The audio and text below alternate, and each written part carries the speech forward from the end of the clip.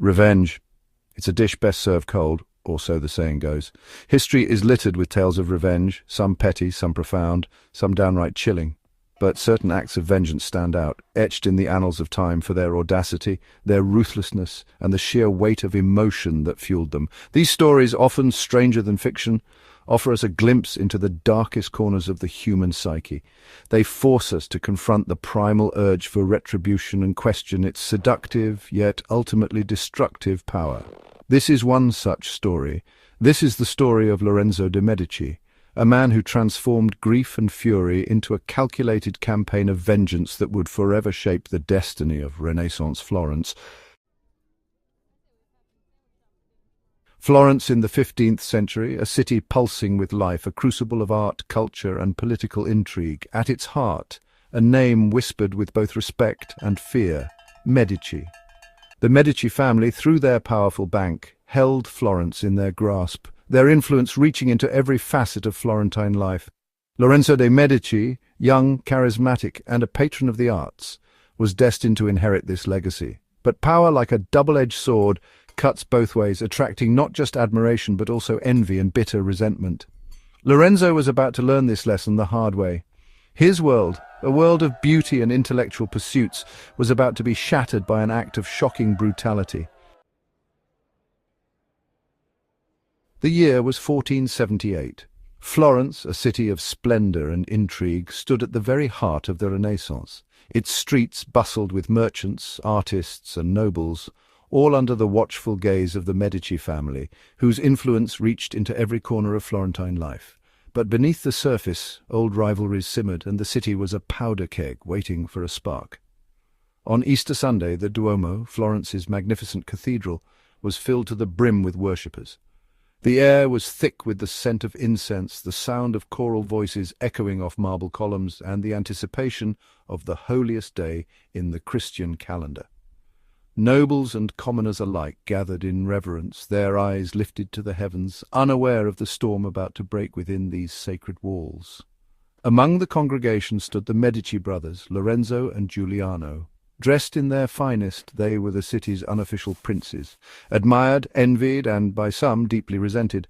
Their presence commanded attention, their every gesture watched by friend and foe alike. For the Medici, this was not just a day of worship, but a display of power and unity. Yet hidden among the faithful, shadows moved with purpose.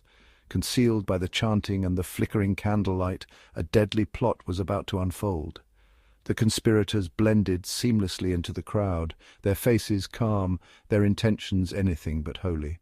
The sanctity of the cathedral offered no protection from the treachery that was about to be unleashed. The Pazzi family, ancient rivals to the Medici, had spent months weaving a web of conspiracy. Driven by jealousy and ambition, they had gathered powerful allies, men of influence, men with grudges, men willing to risk everything for a chance at power. Their plan was as audacious as it was ruthless, to strike at the very heart of Medici power, in the most public and sacred of places. As the service reached its climax, the conspirators made their move. Suddenly, chaos erupted, screams pierced the solemn air, and the congregation scattered in terror. The sanctity of the cathedral was shattered in an instant, replaced by panic and confusion as people rushed for the exits, desperate to escape the violence that had erupted in their midst. Giuliano, caught off guard and surrounded, was set upon by assassins. He was stabbed again and again, his blood pooling on the cold stone floor of the cathedral. The attack was swift and merciless, leaving no chance for escape or mercy. In moments, the life of one of Florence's brightest hopes was extinguished, and the cathedral was forever stained by the violence of that day. Lorenzo, too, was attacked, but fortune favored him. Though wounded, he managed to fight his way through the chaos, escaping with the help of loyal friends. Bloodied and shaken, he fled the cathedral, his body marked by wounds, but his spirit wounded far more deeply. The betrayal cut deeper than any blade, leaving him reeling with grief and rage. The brutal murder of his beloved brother ignited within Lorenzo a fire that would not be easily quenched. Grief gave way to fury, and a burning desire for justice and revenge took hold of his heart. In that moment, Lorenzo swore that those responsible would pay dearly, and that the Medici would not be so easily destroyed. The events of that bloody Easter day would change Florence forever. setting the stage for a reckoning that would echo through history. Giuliano de' Medici, the younger brother in Florence's most powerful family, was more than just a nobleman. He was a symbol of hope and warmth for the people of Florence. In a city often torn by political intrigue and rivalry, Giuliano stood out for his genuine kindness and his ability to connect with everyone, from the wealthiest merchant to the humblest artisan. He was, in every sense, the beloved son of Florence, a figure who inspired loyalty and affection wherever he went. His charm was legendary, an easy, infectious smile that could light up even the most somber gathering. Giuliano's love for Florence was not just a matter of family pride, it was deeply personal. He walked the city's streets, greeted its citizens, and supported its artists and thinkers. Unlike his older brother Lorenzo, whose mind was always calculating, always strategizing, Giuliano wore his heart on his sleeve. He was open, approachable, and sincere, a rare quality in a world where power often demanded masks and deception.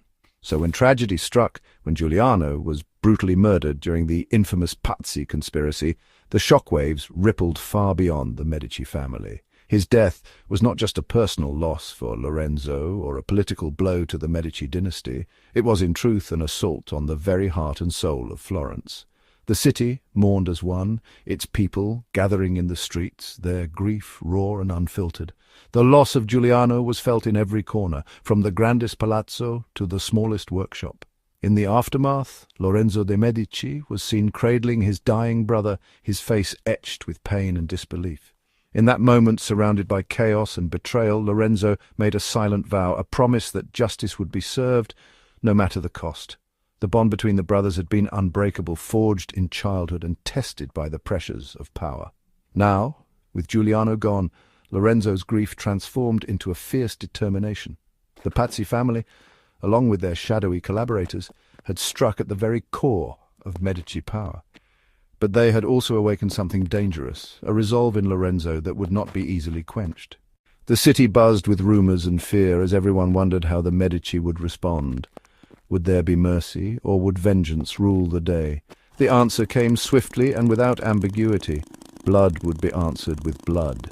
The Medici, once seen as patrons and protectors, now became avengers.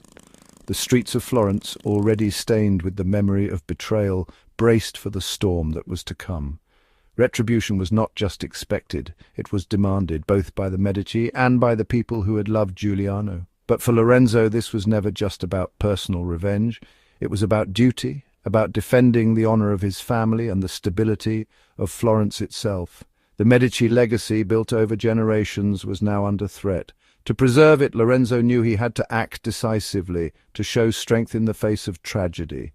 The city looked to him for leadership, for justice, and for hope in a time of darkness. Yet even in his grief, Lorenzo was no fool. He understood that blind rage could only lead to more chaos, more suffering. The future of Florence and the Medici name depended on his ability to balance emotion with reason. He withdrew into contemplation, weighing his options, seeking counsel from trusted allies. Every move had to be calculated, every decision measured. Lorenzo's pain was immense, but he refused to let it cloud his judgment. He mastered his anger, channeling it into resolve. The city watched as he transformed from grieving brother to determined leader, his composure a testament to his strength. He knew that the eyes of Florence and of Italy were upon him, waiting to see what kind of man he would become in the face of such loss. And so Lorenzo began to plan.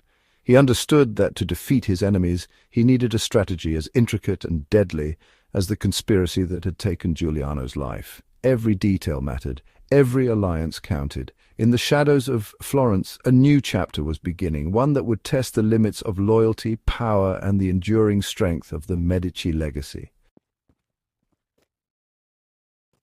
Lorenzo moved with calculated precision. Every step he took through the echoing halls of Florence's palaces was measured, his mind always several moves ahead, like a master chess player orchestrating a game with the fate of a city at stake.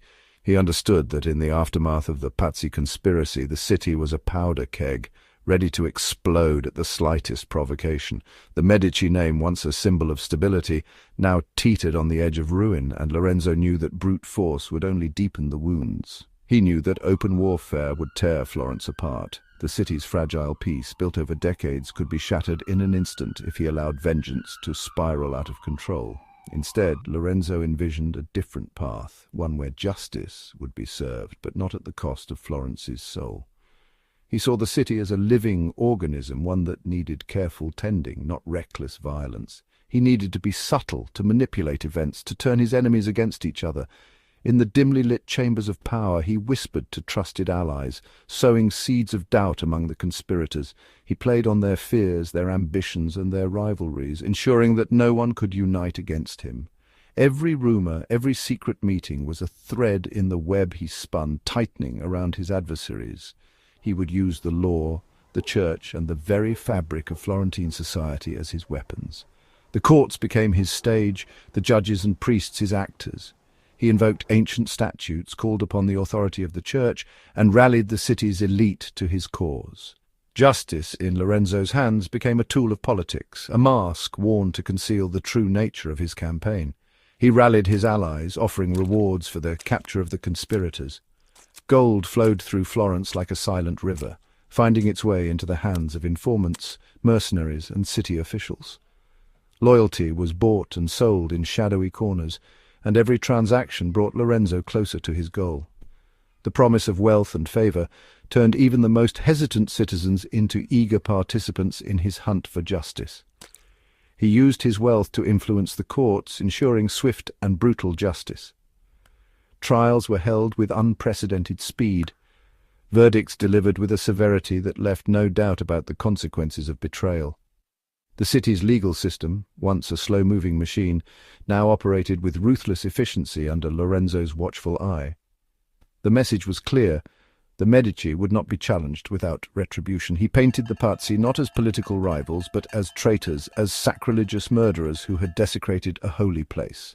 His campaign was relentless. Through proclamations, sermons, and public displays, he shaped the narrative, turning public opinion against the conspirators. The people of Florence, horrified by the violence in their sacred cathedral, rallied behind Lorenzo, seeing him as the defender of both their city and their faith. One by one the conspirators were hunted down, their hopes of escaping Lorenzo's reach dwindling with every passing day. Armed guards patrolled the streets, searching every shadow, every alleyway. Some conspirators tried to flee the city, disguising themselves as peasants or hiding in the countryside, but Lorenzo's network was vast. No corner of Florence was beyond his influence, and the net drew ever tighter. Some were captured and publicly executed, their deaths gruesome warnings to any who dared challenge the Medici. The executions were not just punishments, they were spectacles designed to instill fear and reinforce Lorenzo's authority. Crowds gathered in the squares, watching as justice was carried out with merciless precision. In the end, Lorenzo's blend of cunning, wealth, and political theatre restored order to Florence, but at a cost. Justice and politics had become inseparable, and the city would never be the same.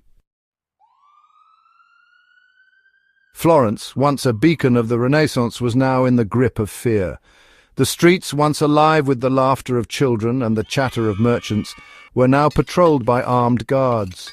Whispers of conspiracy replaced the open exchange of ideas. Lorenzo's pursuit of justice had morphed into something darker, something more akin to tyranny. His enemies whispered of his cruelty, of his insatiable thirst for vengeance.